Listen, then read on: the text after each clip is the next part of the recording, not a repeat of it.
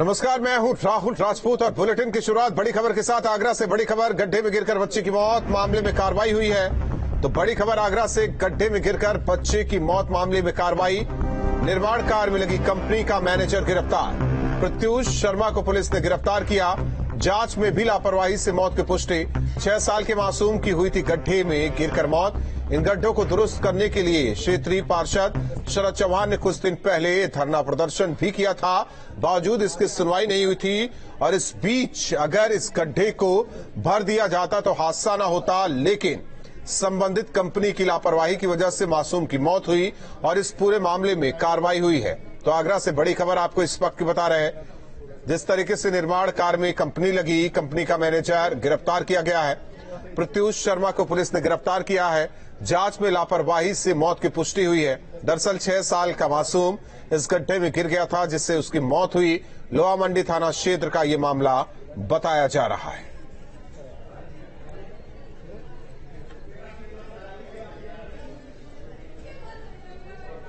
UP के deputy CM Brajesh Pathak ने पंडित दीनदयाल उपाध्याय भवन कार्यालय पहुंचे, वो निरीक्षण किया। बड़ी खबर, उनके औचक निरीक्षण से ऑफिस में हड़कंप मच गया।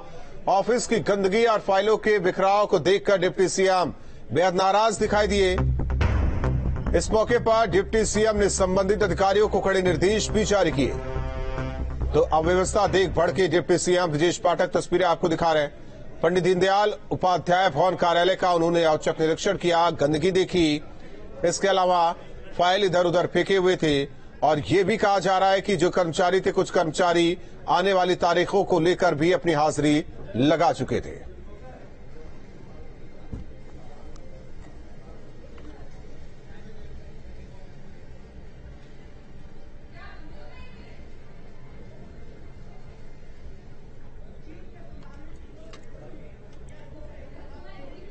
लखनऊ में आज पीएसपीएल की बड़ी बैठक हुई। पीएसपीएल ने मीटिंग में फैसला लिया है कि वो आगामी निकाय चुनाव के लिए अपने दम पर लड़ेगी।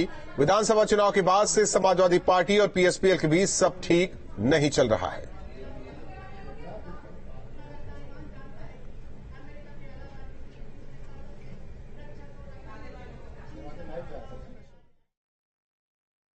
प्रसपा के सभी नेताओं ने मैराथन मंथन किया और इस निष्कर्ष पर पहुंचे कि निकाय चुनाव प्रसपा पूरी ताकत के साथ लड़ेगी।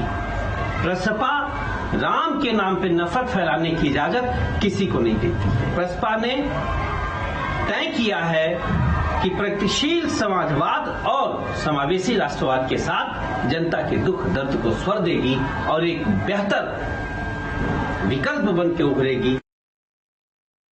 उत्तर प्रदेश में विधानसभा चुनाव के नतीजे आते ही अखिलेश यादव और उनके सहयोगी दलों के गठबंधन के बीच में दरार दिखने लगी थी।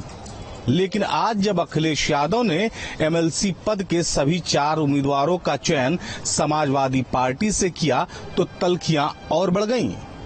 केशव देव मौर्य, ओम प्रकाश राजभर तो पहले से अखिलेश यादव पर हमलावर थे ही। ऐसे में प्रसपा यानी शिवपाल सिंह यादव ने समाजवादी पार्टी के साथ अपना गठबंधन भी तोड़ लिया और आने वाले चुनाव में अकेले चुनाव लड़ने का फैसला कर लिया। लखनऊ से जर्नलिस्ट सैफुल हसन के साथ निखिल शर्मा, न्यूज स्टेट उत्तर प्रदेश।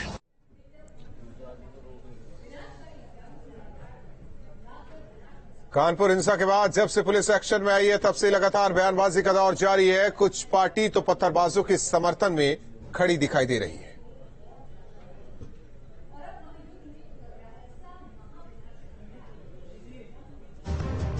जिन पत्थरबाजों को हम और आप नफरत भरी निगाहों से देखते हैं, जो लोग सांप्रदायिक सौहार्द को बिगाड़ने का काम करते हैं, उनके लिए आईएमसी अध्यक्ष का कैसे प्यार उमड़ रहा है।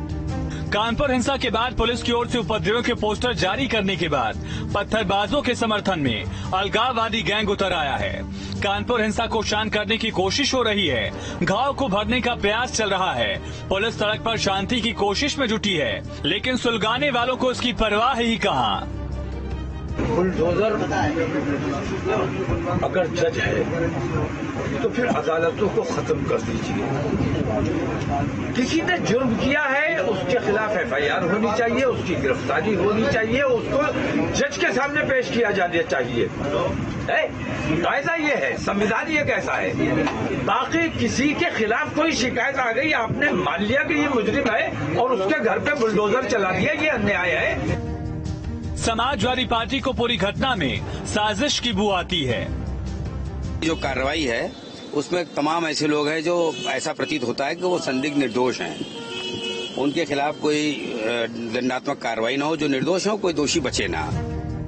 कानपुर हिंसा के बाद जिस तरह से माहौल बन रहा है उसने सियासत में तूफान लाया ही है। साथ ही कई अलग गैंग सामने आकर आरोपियों के बचाव में भी उतरते नजर आ रहे हैं। Team news state.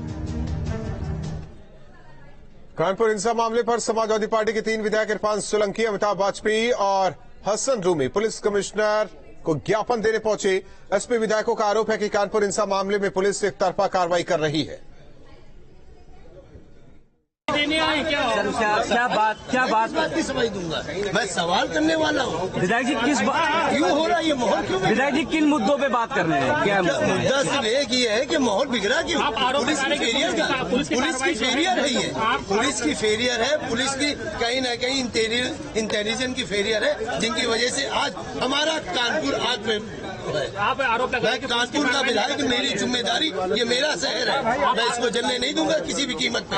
और कोई भी निर्दोष के खिलाफ कार्रवाई होगी तो सबसे पहले पुलिस को मुझे गिरफ्तार करना। आपका आरोप है कि पुलिस की कार्रवाई निष्पक्ष नहीं है। ये दूध का दूध पानी का पानी हो जा रहा है। आग अंग्रेज को आरती क्या और पढ़े लिखे को फारसी क्या। लगता है कि सुनवाई होगी आपकी ज्ञापन पे, आपकी अपील पर? हम विधायक हैं, हमारे पास बहुत से दायरे हैं। ये नहीं सुनेंगे तो डीजीपी नहीं सुनेंगे तो गवर्नर महोदय नहीं सुनेंगे तो प्रधानमंत्री वो नहीं सुनेंगे तो राष्ट्रपति जी। बिल्कुल। तो देखिए, समाजवादी पार्टी के विधायक सभी पुलिस कमिश्नर से मिलने के लिए जा रहे हैं। उनका कहना है कि पुलिस की कार्रवाई निष्पक्ष नहीं है और बेकसूरों को पुलिस अरेस्ट कर रही है। अपनी बयानबाजी के चलते समाजवादी पार्टी से बाहर की गई अलीगढ़ की पूर्व महानगर अध्यक्ष रुबीना खानम ने नुपुर शर्मा को बीजेपी से निकाले जाने पर प्रतिक्रिया दी है। रुबीना ने इसे बीजेपी का सराहनीय कदम बताया, साथ ही वैसी बंधुओं और अरब देशों को नसीहत दी है।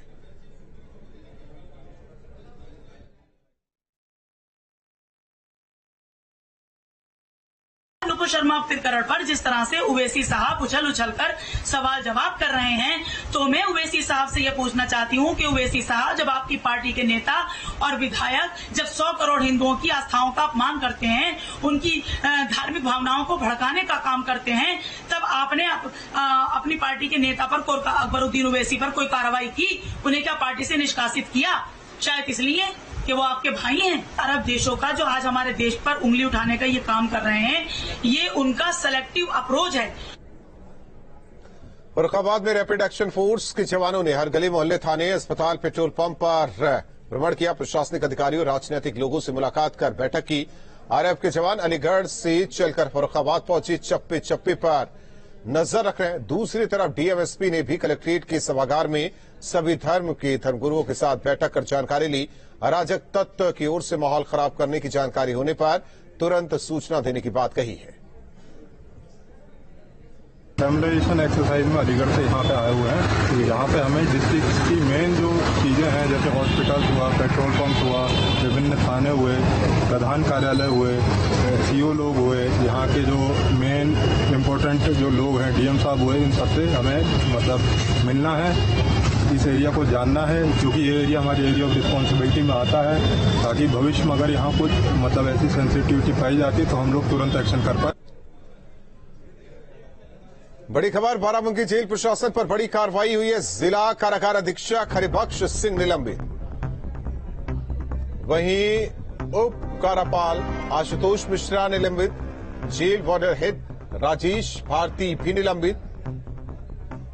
कारागार मंत्री के निरीक्षण में मिली थी लापरवाही, जिला जेल के अफसरों पर गाज गिरी है।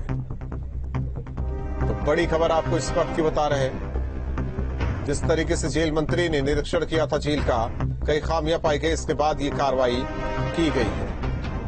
कारागार मंत्री के निरीक्षण में मिली थी लापरवाही, इसके बाद गाज गिरी है कर्मचारी या अधिकारी पर लापरवाही मिलने पर जिला जेल के अफसरों पर गाज गिरी। बाराबंकी जेल प्रशासन पर बड़ी कार्रवाई, जिला कारागार अधीक्षक हरिबख्श सिंह निलंबित। तो बड़ी खबर आपको बता रहे हैं इस वक्त की। बड़ी खबर मुरादाबाद से शादी विवाद में चली लात घुसे, डीजे पर डांस को लेकर हुआ विवाद। तो बड़ी खबर आपको इस वक्त की बता रहे हैं मुरादाबाद से शादी विवाद में चली लात घुसे, डीजे पर डांस को लेकर विवाद हुआ। तो बड़ी खबर मुरादाबाद से शादी विवाद में चली लात घुसे, डीजे पर डांस को लेकर जमकर लात घुसे चले एक दूसरे के बीच। तो ये तस्वीरें आपको दिखा रहे हैं किस तरीके से तोड़फोड़ की गई। बताया जा रहा कि डीजे पर डांस को लेकर यह विवाद हुआ और फिर लात घुसे चले एक दूसरे पर कुर्सियां फेंकी गई, तोड़फोड़ की गई। तस्वीरें आपको दिखा रहे हैं, मुरादाबाद की तस्वीर बताई जा रही है। तो शादी विवाद में चले जमकर लात घुसे एक दूसरे पर किस तरीके से कुर्सियां फेंक रहे हैं सब, ये तस्वीर देखिए। दरअसल डीजे पर डांस को लेकर विवाद हुआ और उसके बाद की ये तस्वीर। तो ये एक्सक्लूसिव तस्वीर न्यूज स्टेट उत्तराखंड उत्तर प्रदेश आपको दिखा रहा है, जहां शादी समारोह में विवाद, दरअसल डीजे पर डांस को लेकर आमने सामने आ गए दो पक्ष और इसके बाद जमकर मारपीट हुई। विवाद जिस तरीके से हुआ, कुर्सियां एक दूसरे पर फेंकी गई। तो शादी की ये तस्वीर मुरादाबाद की आपको दिखा रहे हैं, जहां बवाल जमकर किया गया। और जितने भी रिश्तेदार थे, लड़कियां थी, औरतें थी, उन पर बदतमीजी का अत्याचार किया। बहुत बुरी तरीके से लेडीजों को मारा, चाकू निकाल कर लाए थे ये लोग। कौन लोग थे? ये लोग सब इनके मोहल्ले के थे, जिनके नाम इन्होंने दर्ज कराए हैं। नाम मुझे ध्यान नहीं है। विवाद क्या था? विवाद कुछ नहीं था। विवाद ये था कि हम लोग डांस कर रहे थे, डांस करते करते इन लोगों ने हाथापाई शुरू कर दी। जना कित्ती का हाथ लगा था, जना कित्ता हमारे रिश्तेदार का, उसकी हल्की से हाथ लगने की वजह से इन लोगों ने हाथापाई शुरू की। अच्छा, शादी में डांस चल रहा था? जी, शादी में डांस चल रहा था। अच्छा, फिर डीजे पे विवाद हो गया है, डांस को लेकर? डीजे पे विवाद हुआ। अच्छा, किसके यहाँ शादी थी? नाम क्या है? रेहान। उनके फादर का? उनके फादर का नाम मुझे कंफर्म नहीं है। रेहान।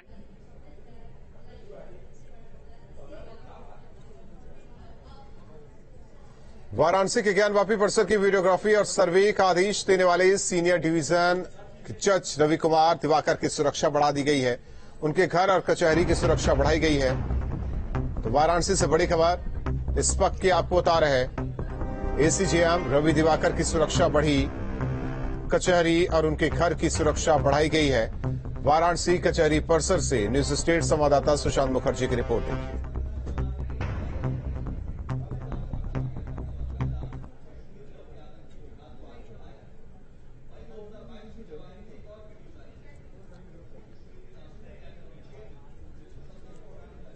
तो ज्ञानवापी केस को लेकर जिस तरीके से सर्वे और वीडियोग्राफी का आदेश दिया गया था, हालांकि एक पत्र दिया गया जिसमें उन्हें जान से मारने की धमकी दी गई, जिसके बाद सुरक्षा बढ़ाई गई है कचहरी की और उनके घर की।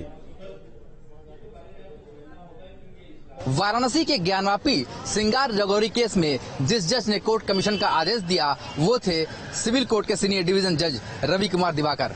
और अब उन्हीं जज को एक धमकी भरा पत्र भी मिला है, जिसकी शिकायत उन्होंने प्रमुख सचिव गिरी से की है। इसके बाद पुलिस लगातार एक्टिव हो गई है, पुलिस ने उनकी सुरक्षा भी बढ़ा दी गई है। साथ ही जो इस्लामिक संगठन के तौर पर जिम्मेदारी ली गई है उस पत्र को भेजने की, उसके बारे में भी जांच तेज कर दी गई है। पुलिस के द्वारा हर एक स्तर पर जांच की जा रही है, इन्वेस्टिगेशन को और बढ़ा दिया गया है और इसमें आईटी सेल भी जुड़ गया है। खासतौर पर ये पता लगाने की कोशिश की जा रही है कि ये डाक कहां से भेजा गया और किसने ये पत्र को लिखा है। फिलहाल मौजूदा स्थिति में पुलिस ने जज की सुरक्षा बढ़ा दी है, चाहे वो कचहरी के अंदर हो या फिर उनके घर के आसपास की हो। इसके अलावा उस पत्र की भी जांच की जा रही है। वीडियो जर्नलिस्ट रविंद्र सिंह के साथ सुशांत मुखर्जी, न्यूज स्टेट वाराणसी। तो वाराणसी के ज्ञानवापी परिसर की वीडियोग्राफी और सर्वे का आदेश देने वाले सीनियर डिवीजन के जज रवि कुमार दिवाकर की सुरक्षा बढ़ी, साथ ही जांच भी शुरू कर दी गई है। इस मामले में वाराणसी के additional police commissioner Santosh Singh से न्यूज स्टेट संवाददाता सुशांत मुखर्जी ने खास बातचीत की है।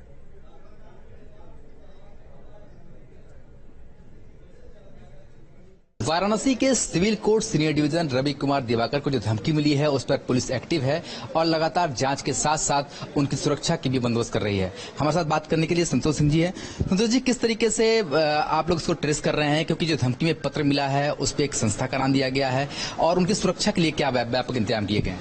देखिए, एक न्यायिक मजिस्ट्रेट को एक पत्र प्राप्त हुआ है। यद्यप पत्र की जो शब्दावली है उसमें प्रत्यक्ष रूप से धमकी के कोई शब्द नहीं है, एक प्रकार का ऑब्जर्वेशन है।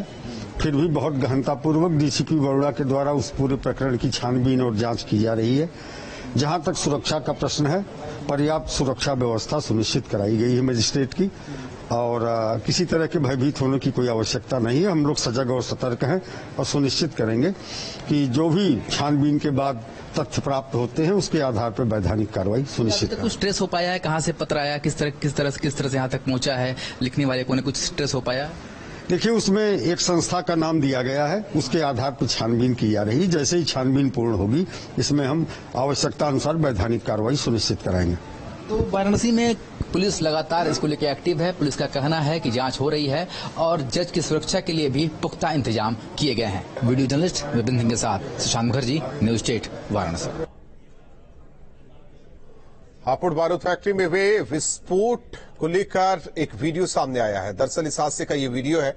शाहजहांपुर के कई मजदूर इसमें काम करते थे, हालांकि जो जिंदा बचकर लौटे उसमें से एक युवक ने न्यूज स्टेट को ये एक्सक्लूसिव वीडियो दिखाया। हापुड़ फैक्ट्री विस्फोट में शाहजहांपुर के थाना कांड के बड़ेरी गांव के 11 लोगों की मौत हुई थी, जबकि कई जख्मी अभी भी जिंदगी और मौत से जूझ रहे हैं।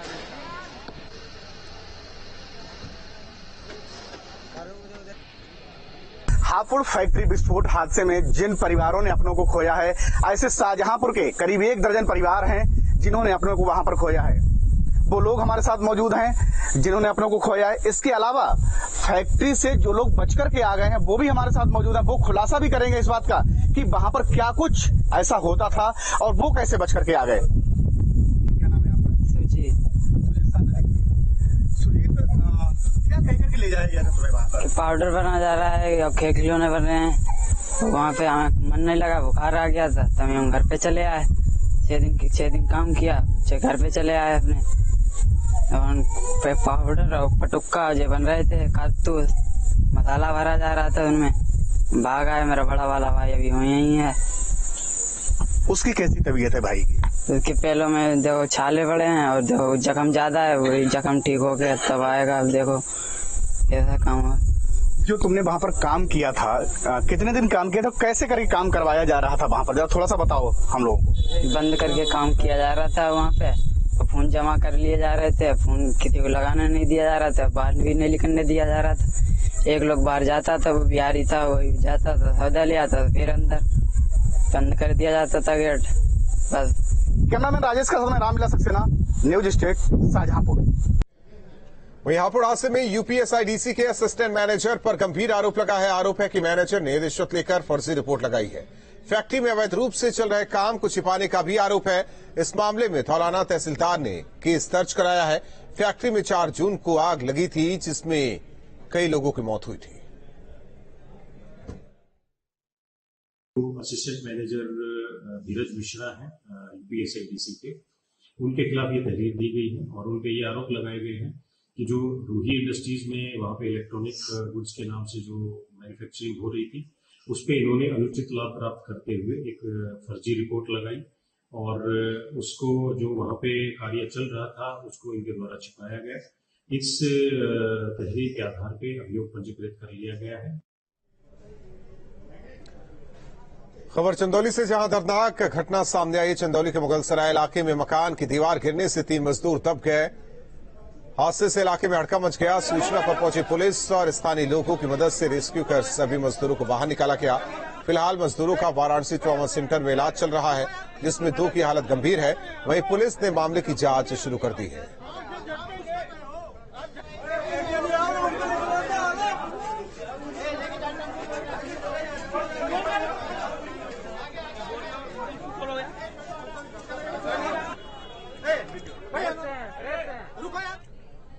गाजियाबाद की लोनी पुलिस ने 25,000 के 2 वांछित इनामी को गिरफ्तार किया है। चेकिंग के दौरान पुलिस ने घेराबंदी की। इस दौरान बदमाशों की ओर से पुलिस को निशाना बनाया गया, फायर किया गया।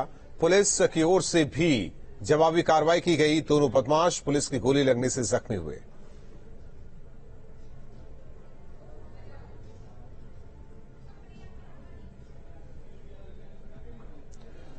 खबर कुशीनगर से, जहां दहेज की वजह से एक शादी टूट गई। मामला बैरिया का है, जहां शादी का जश्न उस वक्त विवाद में तब्दील हो गया जब दूल्हा पक्ष ने अचानक दहेज की मांग की।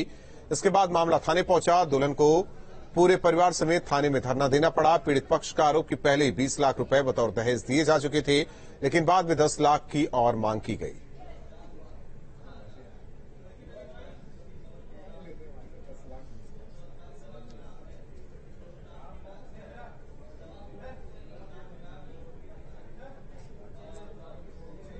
दो तस्वीरें आपको दिखा रहे हैं, जहां इंसाफ के लिए पीड़ित परिवार बैठ गया। दुल्हन पक्ष का ये परिवार और दूल्हे पक्ष पर कार्रवाई की मांग करने लगा। इससे पहले जिस तरीके से शादी का जश्न चल रहा था, इस दौरान जो आरोप है दुल्हन पक्ष की तरफ से, ये कहा गया कि 20 लाख रुपए दहेज दिए गए, लेकिन 10 लाख रुपए शादी के दौरान और मांगे जाने लगे, जिस वजह से ये विवाद हुआ है।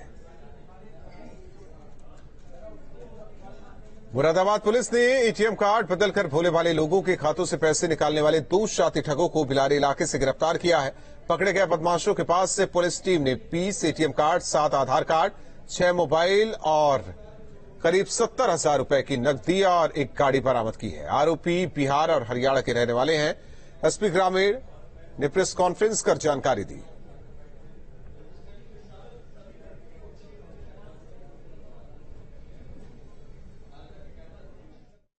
ये थानाध्यक्ष बिलारी द्वारा 2 अभियुक्तों की गिरफ्तारी की गई है। इस संबंध में एक अभियोग पंजीकृत हुआ था, जिसमें एटीएम बदल करके पैसे निकालने का मामला प्रकाश में आया था। पुलिस के द्वारा चेकिंग के दौरान 2 लोग पकड़े गए हैं। एक ये निकेश है, दूसरा राकेश। निकेश बिहार का रहने वाला है, राकेश हरियाणा का रहने वाला है। इनके कब्जे से करीब विभिन्न बैंक। अब तक आपने गरीब लोगों के लिए बने रोटी बैंक को देखा और सुना होगा, लेकिन बेजुबान गौवंश के लिए रोटी बैंक की पहल पहली बार की गई है। गोंडा के गांव में रोटी बैंक की स्थापना की गई है, जिसका मकसद गौवंशों का पेट भरना है। रिपोर्ट देखिए।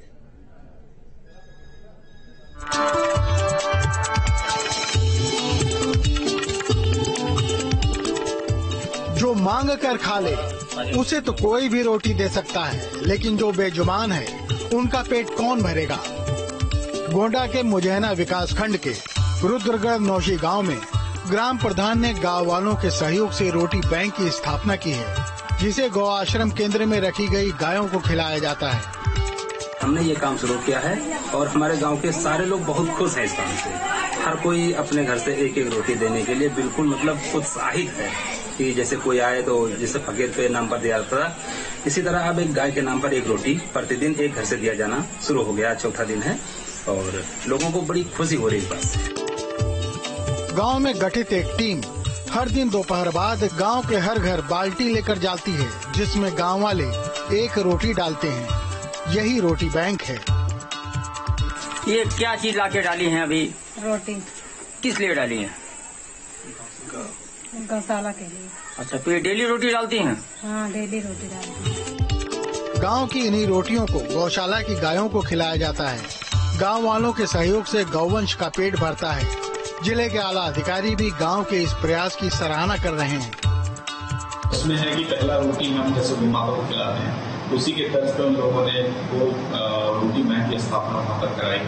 वहाँ पे हमारे अधिकारी भी गए थे और लोगों ने स्वतः खुद ही इसकी पहल की सराहना की है और उसमें सब शामिल हो रहे हैं, जिससे कि पहली रोटी जो है वो माता को दी जाएगी।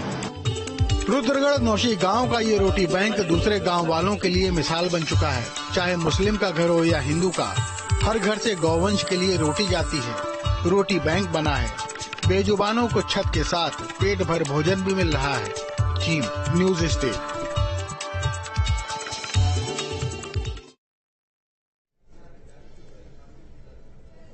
और जाहिर तौर पर जिस तरीके से गौवंशों के लिए एक बेहतर कोशिश की गई है, दरअसल गांव में बाकायदा बाल्टी लेकर दोपहर बाद लोग निकलते हैं और उसके बाद गांव का हर शख्स इसमें एक एक रोटी डालता है, जिससे गौवंशों का पेट भरता है।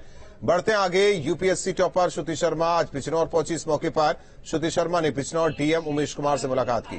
डीएम उमेश कुमार ने श्रुति को बुके भेंट कर उनके उज्जवल भविष्य की कामना की। यूपीएससी में टॉप करने के बाद श्रुति पहली बार अपने बिजनौर में पैतृक गांव बास्ता अथाई बिजनौर पहुंची।